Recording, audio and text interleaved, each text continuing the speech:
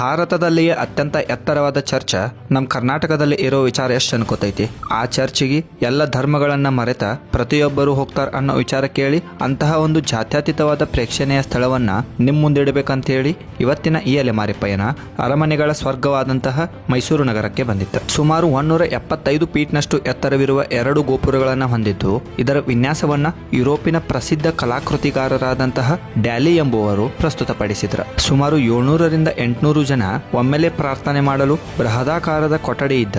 ಅಕ್ಕಪಕ್ಕ ಸಕಲ ಗೋಡೆಗಳ ಮೇಲೆ ಯೇಸುವಿನ ಚಿತ್ರಗಳನ್ನ ಮತ್ತ ಅವರ ಗುಣದರ್ಶನಗಳನ್ನ ಕೆತ್ತಿದ್ದಾರೆ. ಕೊಠಡಿಯ ಕೆಳಭಾಗದಲ್ಲಿ ಗುಹೆ ಇದ್ದ, ಅದರಲ್ಲಿ ಸೆಂಟ್ ಫಿನೋಮಿನಾಲ ನೈಜ ಅವಶೇಷಗಳನ್ನ ಇಟ್ಟಿದ್ದಾರೆ. ಅವಳ ರಕ್ತದ ಕಲೆ ಇರುವ ಪಾತ್ರೆ ಮತ್ತ ಇನ್ನಿತರ ಅವಶೇಷಗಳನ್ನ ಜರ್ಮನಿಯಿಂದ ತಂದ ಇಲ್ಲಿ ಕೆಳಭಾಗದಲ್ಲಿ ಅವಳ ನೆನಪನ್ನ ಜೀವಂತವಾಗಿ ಇಟ್ಟಿದ್ದಾರೆ. ಸುಮಾರು 1843ರಲ್ಲಿ ಮಹಾರಾಜ ಮುಮ್ಮಡಿ ಕೃಷ್ಣರಾಜ ಒಡೆಯರ ಒಂದು ಚರ್ಚ್ ನಿರ್ಮಿಸಿದ್ರು. ಅದೇ ಸ್ಥಳದಲ್ಲಿ 1933ರಲ್ಲಿ ನಾಲ್ವಡಿ ಕೃಷ್ಣರಾಜ ಒಡೆಯರ ಬೃಹದಾಕಾರದ ಚರ್ಚ್ ಅನ್ನ ಬ್ರಿಟಿಷರ ಮಧ್ಯಂತರದಲ್ಲಿ ನಿರ್ಮಿಸಿದ್ರಿಂದ ಇತಿಹಾಸ ಹೇಳ್ತತಿ. ವಿಡಿಯೋ ಇಷ್ಟ ಆದ್ರೆ ಲೈಕ್ ಮಾಡಿ, ಶೇರ್ ಮಾಡಿ, ಫಾಲೋ ಹತ್ತದ ಮರಿಬೇಡಿ. Thank you.